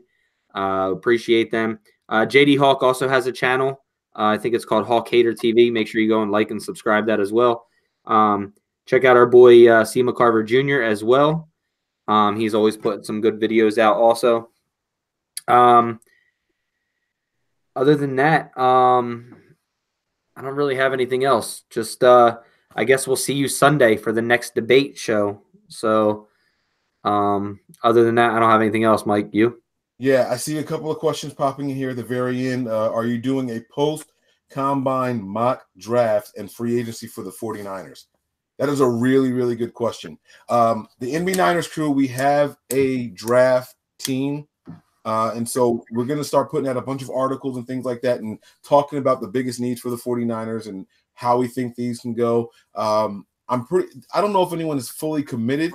Have we decided on whether or not there's actually going to be official NB9ERS mock drafts coming out yet or not? I don't know if that's I know they were talking about it, but I'm not sure what the final answer was, but we are definitely going to work on all these things, man. The combine, we are going to break that kind of stuff down. Players that stood out, players that may have hurt their stock, players that increased their stock. Yes, that is something that because NY to the Bay was talking about that. Ups and downs of the draft stock after the combine. I did see those things. Yeah, we'll be doing a video on that. Yeah, absolutely, absolutely. So those are the things that are happening. Those will be coming. Wide receiver who drops, I don't know what that is, and I believe that's it. Yep, that's it. Prepare for glory. Anticipate pain. But always remain faithful. We out of here.